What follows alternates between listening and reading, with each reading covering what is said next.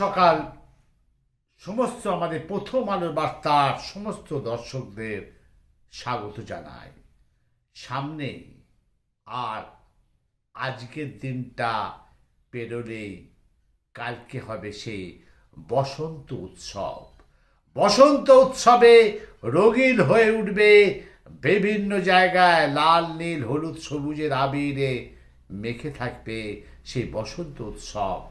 আজকে আপনারা দেখুন, আপনাদের প্রথমেই নিয়ে যাচ্ছে, কারণ আগামীকাল দোল। আজকে আপনাদের নিয়ে যাচ্ছি শান্তিনিকেতন। দেখতে থাকুন, আমি অমল চ্যাটার্জি।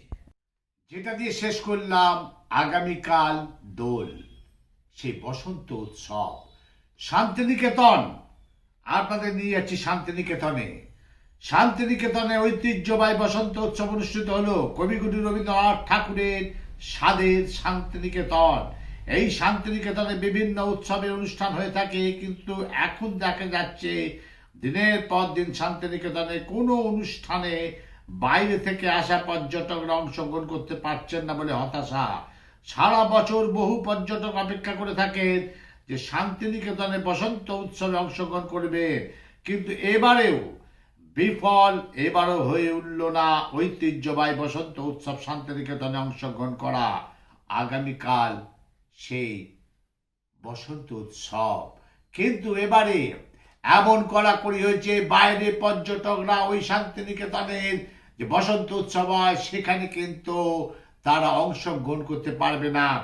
কারণ সেখানে সেই শান্তিনিকেতনের যারা কলেজে ছাত্রছাত্রী আছে তারাই একমাত্র পারবে, বাইরের পর্যটকরা কোনো মতেই পারবে না। এদিকে মাথায় হাত পড়েছে যেসব মানুষরা সেই শান্তিনিকেতনে বসন্ত উৎসবে মেলা নিয়ে বসে, তারা কি বলল আমাদের পর্দায়, কারণ তারা অপেক্ষা করে থাকে এই বসন্ত উৎসবে। তারা বিভিন্ন রকম নানা পশরা জিনিস নিয়ে তারা কিন্তু বসে থাকে। দেখতে থাকুন আমাদের প্রথম আলো বার্তার পর্দায়। শান্তিনিকেতনে সেই নৃত্যের অনুষ্ঠান হয়ে গেল, বসন্ত উৎসবের অনুষ্ঠান হয়ে গেল। সরাসরি দেখুন। এবার দেখাচ্ছে অন্য খবর। সিপিআইএম নেতারা তৃণমূল দ্বারা বেনিফিট পায়। হ্যাঁ, যাদবপুর ইউনিভার্সিটি থেকে কৌস্তব বাগজিৎ সরাসরি তীর ছুড়লেন সেই সিপিআইএম এবং তৃণমূল কংগ্রেসের দিকে। সরাসরি শুনুন আজ কৌস্তব বাগজিৎ আমাদের প্রথম আলো বার্তার পর্দা কি বলল, সরাসরি শুনুন। এইবার আপনাদের নিয়ে যাচ্ছি তেলিয়ামুড়া। এসবিআই ব্যাংকের কর্মী সেজে এক রিক্সা শ্রমিকের কাছ থেকে প্রায় 5 লক্ষ টাকা আর্থিক জালিয়াতির অভিযোগ সামনে এসেছে তেলিয়ামুড়া শহরের জনৈক এক হোটেল মালিকের স্ত্রীর বিরুদ্ধে। ঘটনা মঙ্গলবার তেলিয়ামুড়া থানা থেকে ঢিলছড়া দূরত্বে এসবিআই তেলিয়ামুড়া শাখার সামনে প্রতারণার শিকার হওয়া রিক্সা চালকের অভিযোগ।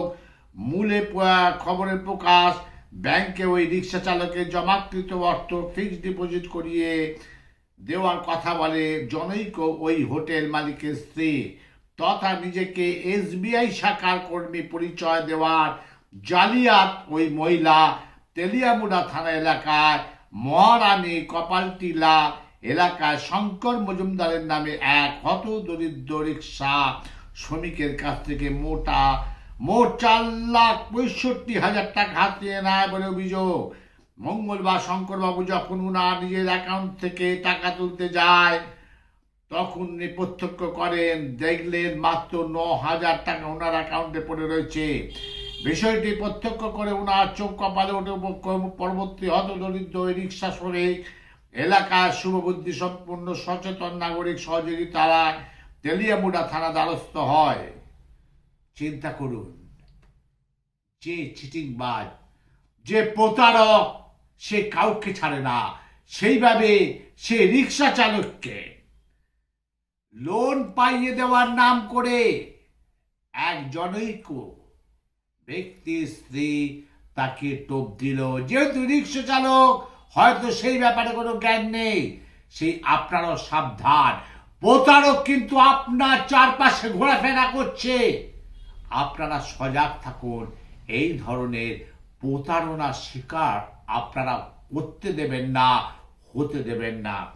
দেখুন সরাসরি আমাদের প্রথম আলো বার্তার পর্দায় তারা কি বললো এবং থানার লোকেরা কি বললো, সরাসরি শুনুন আমাদের প্রথম আলো বার্তার পর্দায়। এবার আসছি আমি কুলিয়ারাতে পরপর 6টি খড়ের গাদাতে আগুন নেভাতে দমকলের একটি ইঞ্জিন। বীরভূমে কুলিয়ারিতে সেই পরপর 6টি খড়ের গাদাতে আগুন লাগার ঘটনা চাঞ্চল্য ছড়ালো ওই এলাকায়। স্থানীয় সূত্রে জানা যায় মঙ্গলবার মধ্যরাত বীরভূমের মহিষারের 2 নম্বর ব্লকের অন্তর্গত কুলিয়ারা গ্রামে অপূর্ব রাম বন্দ্যোপাধ্যায় নামে এক ব্যক্তি 6টি খড়ের গাদাতে আগুন লাগার ঘটনা দেখতে পায় গ্রামবাসীরা, আর তাতেই আতঙ্কিত হয়ে পড়ে গোটা এলাকায়। তারপর স্থানীয়দের চেষ্টায় প্রাথমিকভাবে আগুন নেভানোর কাজ শুরু করা হলেও পরবর্তীকালে বুধবার সকালবেলায় সেই গ্রামে আসে দমকলের একটি ইঞ্জিন। শেষ খবর পাওয়ার অবধি বুধবার সকাল 10টা নাগাদ অনবরত আগুন নেভানোর কাজ চালিয়ে যাচ্ছে দমকল বাহিনীরা। চিন্তা করুন, হঠাৎ অর্ধেক রাত্রিবেলায় প্রায় ভোর রাতে আগুন লেগে গেল তার 6টা খড়ের গাদাতে। এটা কি লাগানো হয়েছে? নিশ্চয়ই লাগানো হয়েছে, না হলে কোনো ইলেকট্রিক তার নেই সেই গ্রামে। সেখানকার ওপর দিয়ে যদি কোনো থাকে তার উপর দিয়ে কোনো ইলেকট্রিক কোনো তার যায়নি। কিভাবে যদি শর্ট সার্কিট হয় তাহলে ইলেকট্রিকের তার থাকবে? আগুন লাগানো হয়েছে। হ্যাঁ, আমরাই বলছি আগুন লাগানো হয়েছে। সরাসরি দেখুন সেই দৃশ্য, সেই খড়ের গাদায় কিভাবে আগুন জ্বলছে আর দমকল বাহিনী কিভাবে আগুন নেভাচ্ছে। অলরেডি ফরেনসিক দল এসে গেছে তদন্ত শুরু করার জন্য। সরাসরি দেখুন। একটা ছোট্ট ব্রেকের পর আসছি একদম এদিকে। আমরা নারী দিবস করছি, হ্যাঁ পালন করছি, আর অন্যদিকে 2টো মেয়ে যার বয়স 15 বছর আর একজন ক্লাস 9-এ পড়ে, আজকে 16 দিন হলো তারা নিখোঁজ। দেখতে থাকুন, ব্রেকের পর আসছে আমি। হেভেন্স বোন স্কুল এমন একটি শিক্ষা প্রতিষ্ঠান যেখানে পড়াশোনার পাশাপাশি খেলাধুলা ও শরীর চর্চার মাধ্যমে ছাত্রছাত্রীদের উৎসাহিত করা হয়।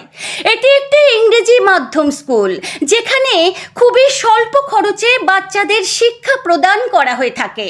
মধ্যবিত্ত পরিবারের ছাত্রছাত্রীরাও যাতে এখানে পড়াশোনা শিখতে পারে, এটাই হচ্ছে এই স্কুলের প্রধান লক্ষ্য।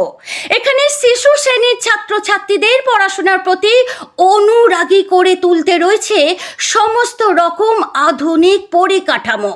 তাই আপনি ইংরেজি মাধ্যমে স্কুলে খরচের কথা চিন্তা না করে সম্পূর্ণ চিন্তামুক্ত হয়ে আজই আসুন হেভেন্স বোন শিক্ষা প্রতিষ্ঠানে আপনার শিশুর সঠিক মূল্যায়ন ও ভবিষ্যৎ গড়ে তুলতে। ঠিকানা হেভেন্স বোন school, 99/1 Baidyabati, nursery road. Heavens বোন স্কুল এটি বৈদ্যবাটি শহরে প্রতিষ্ঠিত এবং আমরা যে কারিকুলামটাকে ফলো করি সেটি হচ্ছে সিবিএসই।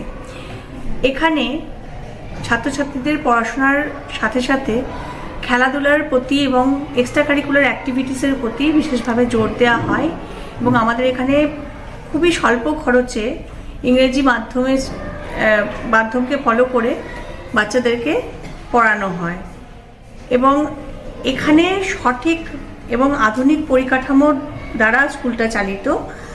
আমাদের বিশেষ যেসব ফেসিলিটিসগুলো আছে তার মধ্যে আমাদের ফায়ার এক্সটিংগুইশার আছে এবং এখানে নতুনভাবে শিশু শ্রেণীর স্টুডেন্টদের কথা ভেবে এখানে কিডস জোন এবং প্লে জোন বিশেষভাবে গঠন করা হয়েছে এবং আরও অত্যাধুনিক পদ্ধতিতে যারা বাচ্চারাও স্বল্প খরচে শিক্ষার সুবিধা পায় সেদিকে নজর রাখা হচ্ছে। হেভেন্স বোন স্কুল বৈদ্যবাটিতে আমাদের যে স্কুলটা আমরা পড়েছি, এই স্কুলটা শুধু একমাত্র যে পয়সাওয়ালা লোকেরাই স্টুডেন্টরা ভর্তি হবে সেটা নয়, এখানে সাধারণ মধ্যবিত্ত ঘরের বাচ্চারাও ভর্তি হতে পারবে এবং রিজনেবল অ্যাডমিশন চার্জ নিয়েই আমরা স্কুলটা করেছি। আমাদের এটা প্রতিজ্ঞা, এবং আমার স্কুলের যারা টিচার আছে তাদেরও একটা এই ভাবনা যে স্কুলটা বৈদ্যবাটী এই শহরের মধ্যে বেস্ট স্কুল আগামী দিনে আমরা হেভেন্সবুনটাকে গড়ে তুলব। এইভাবেই আমরা অঙ্গীকার করছি। আমাদের এখানে প্লে জোন থেকে কিড জোন থেকে আরম্ভ করে ক্লাস, এখানে আমাদের একবার ভর্তি হলে বাচ্চা ক্লাস 12 অবধি নিশ্চিতভাবে তারা সিবিএসসি বোর্ডে পড়াশোনা করতে পারবে। এবার আসছি ত্রিপুরার খবর নিয়ে আপনাদের সামনে। অল ইন্ডিয়া ডেমোক্রেটিক উইমেন্স অ্যাসোসিয়েশনের বুধবার 6 দফা দাবিতে রাজ্যপালের নিকট এক ডেপুটেশন প্রদান করে। বিবেকানন্দ ময়দানের সামনে থেকে একটি মিছিল তারা বের করে, ডেপুটেশন প্রদান করে। সাম্প্রতিক সময় ত্রিপুরায় চাল, মুসুর ডাল থেকে তেল, রান্নার গ্যাস, আলু, পেঁয়াজ, শাক সবজি মতন প্রয়োজনীয় জিনিসপত্রের দাম অস্বাভাবিকভাবে বেড়ে গেছে। এদিকে প্রতিনিয়ত কমছে সাধারণ মানুষের আয়, তবুও সরকার উদাসীন। বিভিন্ন বিভাগে দুর্নীতি নজিরবিহীন পর্যায়ে পৌঁছেছে। রাষ্ট্র মাদকের সাম্রাজ্যে নিমজ্জিত হয়েছে, আইন শৃঙ্খলা চরম অবনতি হয়েছে। হ্যাঁ, এই ঘটনা ঘটেছে ত্রিপুরায়। সরাসরি দেখুন সেই তারা কি বলছে আমাদের প্রথম আলো বার্তার পর্দায়। কোনো চ্যানেল করবে না, ত্রিপুরার খবর আমরাই দেখাচ্ছি। সরাসরি শুনুন তারা কি বলল। এবার আসছি আইএসএফ বিধায়ক আজকে প্রেস মিট ডেকেছিল, সেই প্রেস মিটে আমরা গেছিলাম। আমাদের প্রথম আলো বার্তার পর্দায় আইএসএফ বিধায়ক কি বললেন সরাসরি শুনুন। তাহলে দেখলেন আজকে কিন্তু প্রতিবেদন ভালো এবং খারাপ মিশিয়ে দিলাম। আর আজকের হেডলাইন থাকছে এটাই, আমরা নারী দিবস, মাতৃ দিবস আমরা পালন করি, অবশ্যই করব, কিন্তু এটাও দেখতে হবে 16 দিন ধরে নিখোঁজ 2 কিশোরী। আজকে সকালবেলা পর্যন্ত এখনো খোঁজ খবর পাওয়া গেল না। এটাই হবে আজকের হেডলাইন। দেখতে থাকুন, সঙ্গে থাকুন, আর দেখতে হলে থাকতে হবে প্রথম আলো বার্তা পর্দা থেকে। আমি অমর চ্যাটার্জি।